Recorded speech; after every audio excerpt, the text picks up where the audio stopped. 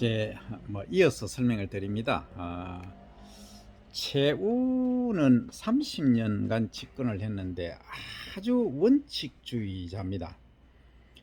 그 원칙자란 걸 어디서 볼 수 있느냐면 자기 딸이 그 김준을 정말 사랑했죠. 그러니까 그 당시에 이제 그 격구라는 게 있습니다. 공을 이렇게 가운데 놓고 이제 골대에 이제 넣는 건데 그 공을 넣는 것이 중요한 것이 아니고 상대방을 말에서 떨어뜨리게 하면서 거의 치명상을 입혀서 움직이지 못하게 하고 마지막에 골을 넣는 거기 때문에 이거는 이제 그 당시에 무사를 선발하는 하나의 기준이다 이렇게 보시면 됩니다. 그래서 김준이 아주 탁월한 능력을 보였죠.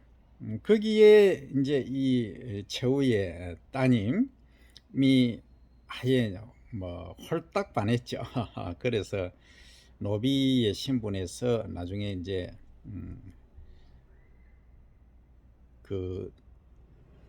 이 따님이 이제 운명하기 전까지는 그냥 지금으로 치면은 비서관 정도입니다. 무신으로서.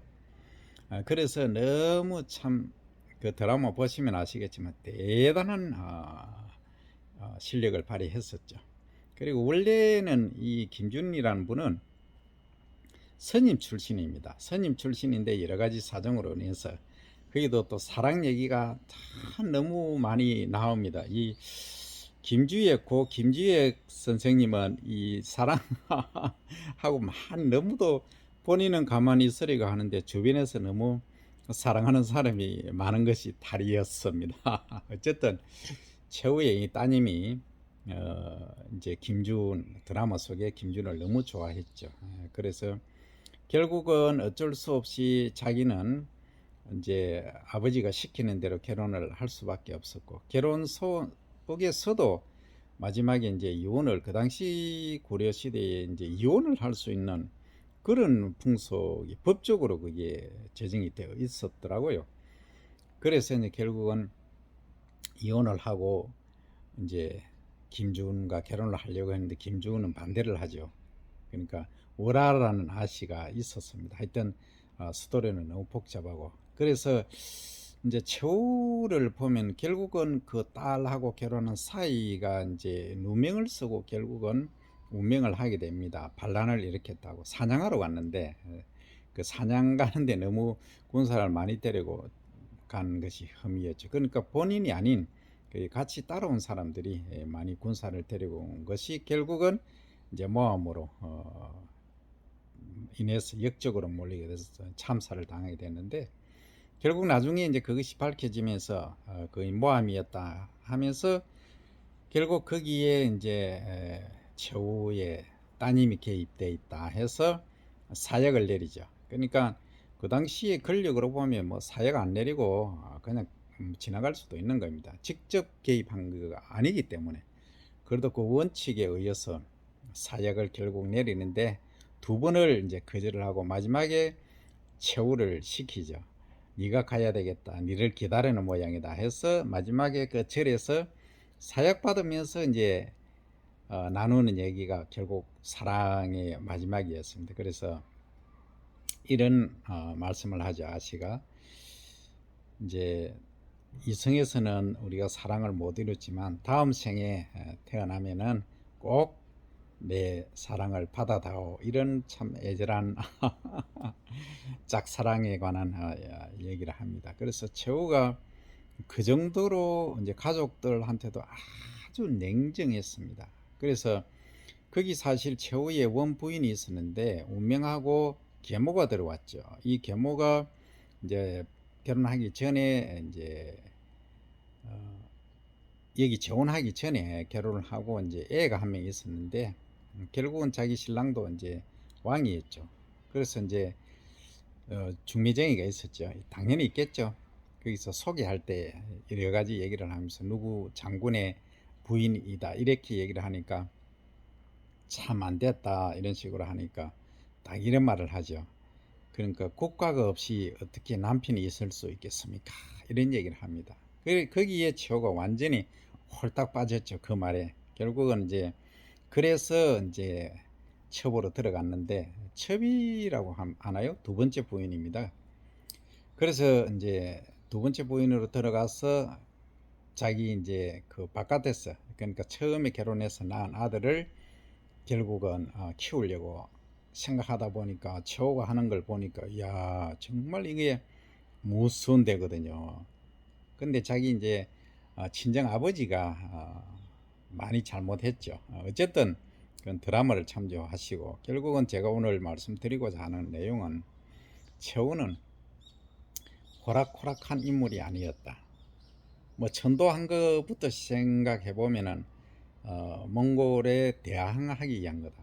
근데 이제 최후가 결국은 운명을 하지 않습니까? 소위 합파를 하지 않습니까? 합파. 그러니까 이제 그 정치, 모든 정치, 외교 모든 것을 총괄하는 기구입니다. 그래서 뭐 정방이라고 합니까? 하여튼 그게 수장인데, 결국은 나중에 자기가 운명할 때 김준에게 정권을 물려주려고 했는데, 여러 가지 사정으로 이제 그 당시는 직계 아들이 아니면은 좀 안 되는 그런 게 있었습니다. 그래서 김준에게 특명을 내렸죠. 두 아들이 그 서출 출신입니다. 두 아들도 엄마가 좀 기생 출신이었죠. 그래서 거기에 대한 뭐 하여튼 여러 가지가 있습니다만, 그래서 첫째 아들은 완전히 망나니였고 두 번째도 망나니이긴 한데 그나마 조금 나은 그래서 이제 김준이 이제 두 번째를 추천을 해서 결국은 즉위하게 됐는데, 정말 망나니 짓을 많이 했죠.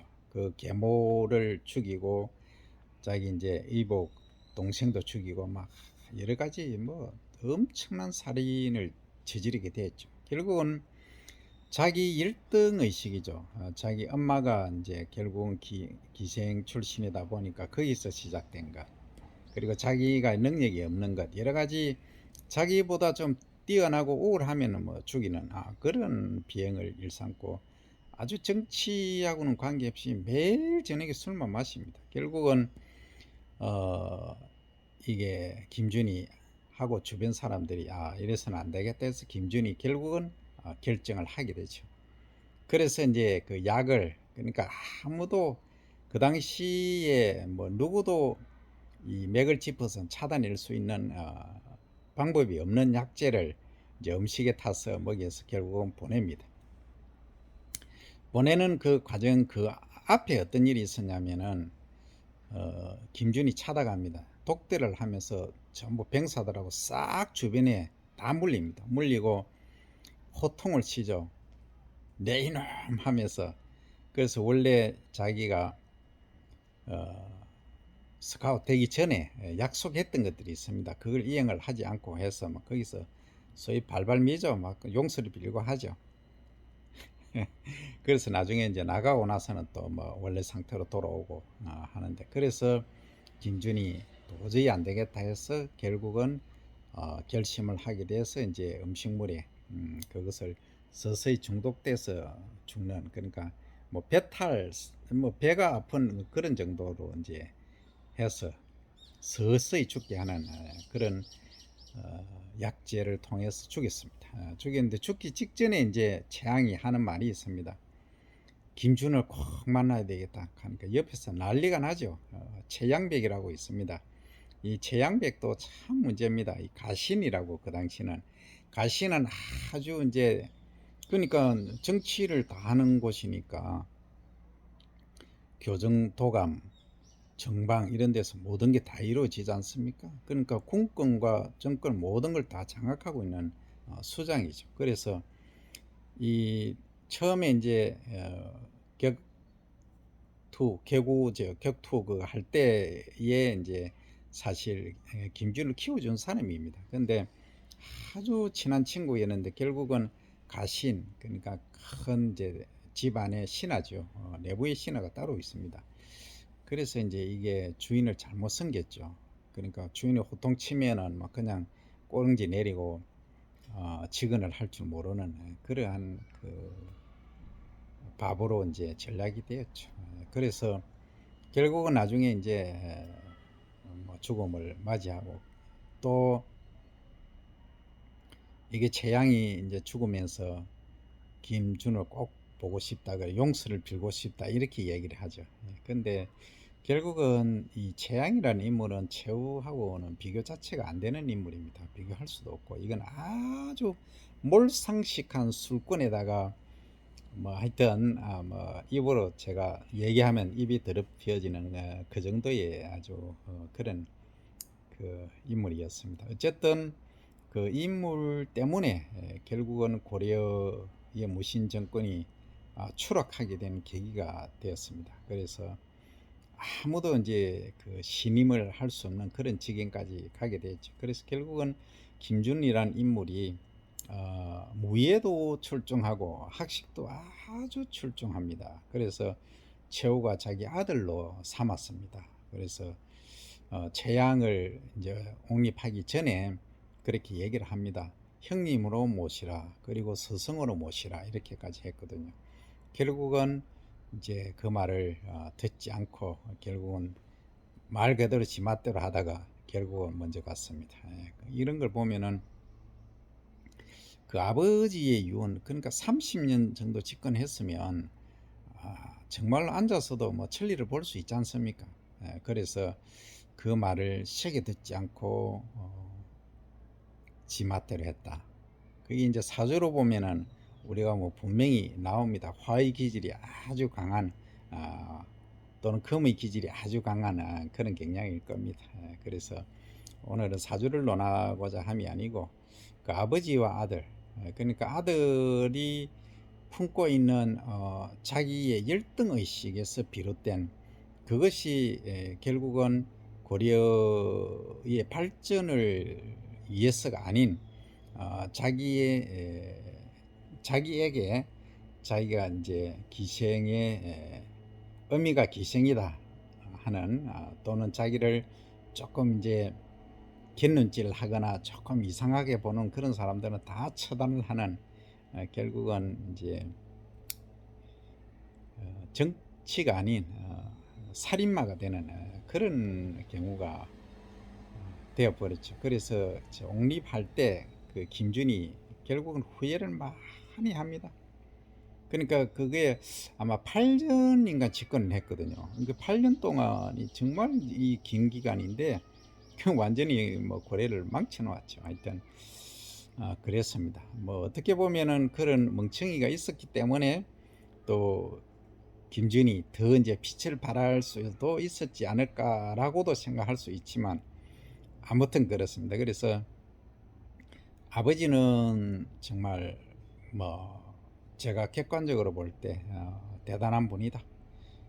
뭐 여러 가지 논평이 있을 수 있습니다만 그 아들은 뭐 정말로 김준이 잘못했다. 그리고 최후도 잘못 판단했다. 그래서 그 판단이 얼마나 중요한가 하는 점을 오늘 설명을 드려봅니다. 그래서 그 외에 이제 사랑 얘기도 너무 많이 있지만 이 사랑 얘기를 다 하면 또 시간도 길어지고 하기 때문에 오늘은 최우와 그의 아들 최항에 관해서 설명을 드려봤습니다.